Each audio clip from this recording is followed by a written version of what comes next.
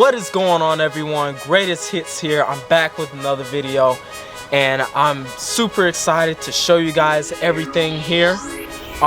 Christmas came early, a day early, and I got these modifications here. This is a camshaft kit, essentially. I am Rocketbird sitting next to me, so she's gonna go chop chop next year.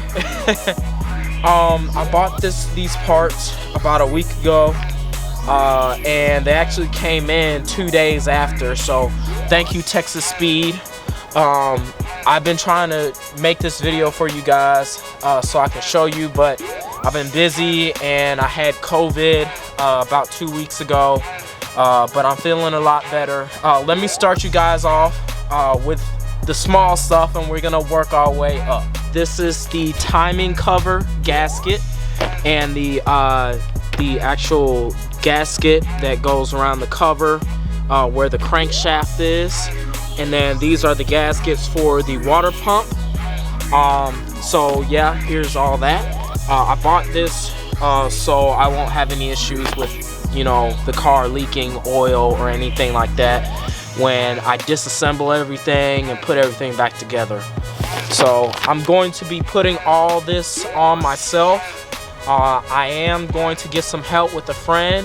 I'm gonna go to his shop or wherever he goes to work on his cars or other people's cars, and he's gonna tell me how to put everything together, because this will be my first time putting a camshaft kit in here. Next thing is the timing chain right here. Let's see if it'll focus. Yep, this is the Rollmaster timing chain. Let me open this up for you guys. It's a little oily, so I don't really want to touch it too much, but this is basically what it looks like. This will go over my timing gear and where the crankshaft is at. This is actually stronger than my stock timing chain that's in the engine of my car. So here's a ARP crankshaft bolt with ARP grease and whatnot. So I wanted to make sure that when I put this crankshaft back on there that I have a new bolt, and that, you know, again, I won't have any issues or anything like that when I reassemble it. I might be getting a crankshaft pulley too, which will also increase horsepower. I didn't know that, but it will. And I'll probably be buying that from Texas Speed as well. Here is the Melling oil pump right here. I'm gonna open this up for you guys. So it comes with, I believe this is the stock spring that you can put in here. If you don't want this pump to reach maximum potential or something like that, at least that's what I've been told. Actually, there's two springs in here, so I don't know which one I'm supposed to put in there, but we'll figure that out later, I guess. But here is the oil pump right here, and it looks pretty nice, this is what it looks like, and this is the gear inside that kind of moves around and everything. So I think it goes in like this or like this, I'm not sure, but we'll see. I'm gonna put that back in there, close that up. Here's the next thing. These are Blue Demon fuel injectors, and I believe you can tune these up to 50 psi, but I bought 36-pound injectors over my stock fuel injectors, which is 28 pounds, so 36 would be much more efficient for this modification.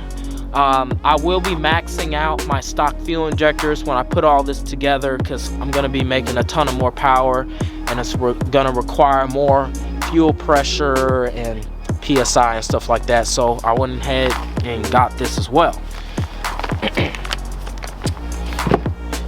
Next thing is the push rods. I'm not going to take them out because they're kind of greased inside the bag. And By the way, I didn't mention before in the video, all of this is from Texas Speed and Performance. They're a really good performance site that you can go on and where you can buy almost anything and install it in your vehicle. Here's the push rods right here. Again, I'm not going to take them out. I've also bought a push rod checker.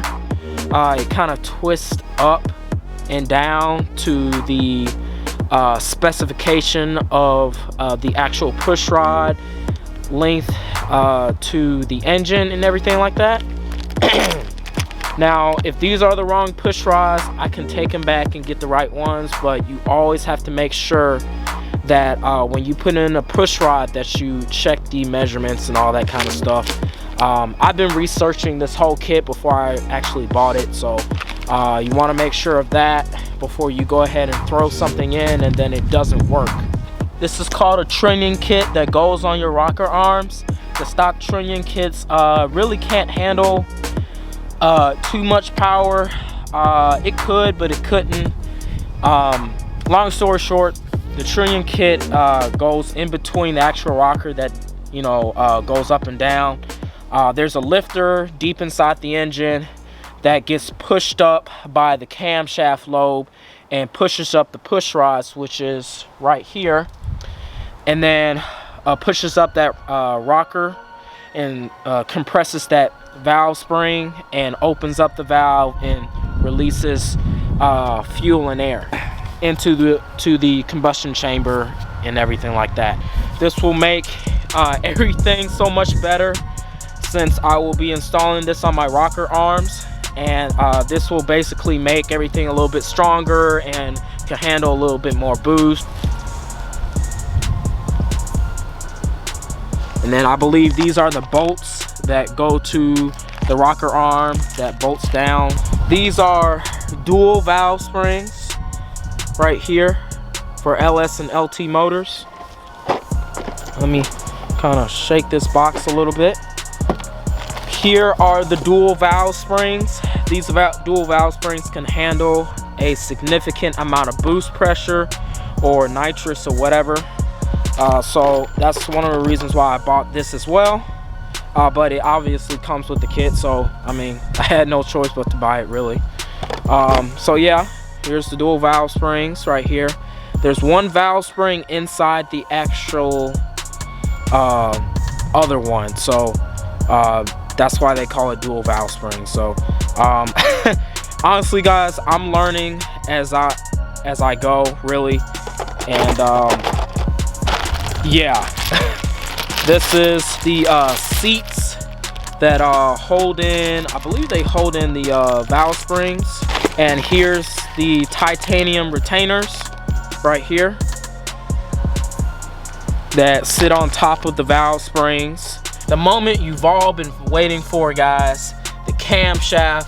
This is basically the heart of the engine. This is what basically controls your lifters, your push rods, your valve springs, your rocker arms, the whole thing. Here it is right here. This is a Torker V2. It is a 1/13 LSA, and LSA stands for lobe separation angle. And this will really make Rocketbird move really freaking fast. This will make you up to 50 to 55 rear wheel horsepower. Now to the crank, it'll probably get you about maybe 70, 80, but you're really gonna be feeling more of 50 to 55 to the wheels and everything like that. This camshaft, it has a duration of what, 0.50. The intake is 232, the exhaust is 234, and the valve lift is 1.7. The intake is 600 and the exhaust is 600 as well. And then the intake center line is 111 for the intake. So that is pretty much everything right here.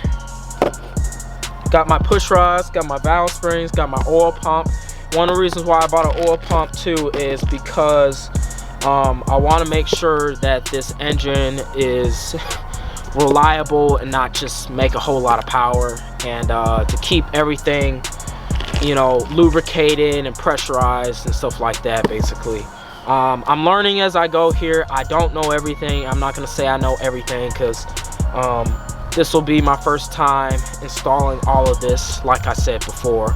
I've worked on a lot of cars before. I worked on LS engines before, but not this in depth. So yeah, battery's about to die. So if y'all like this video, hit that like button and subscribe to my channel, Greatest Hits, and I will be installing this sometime in January. Greatest Hits out.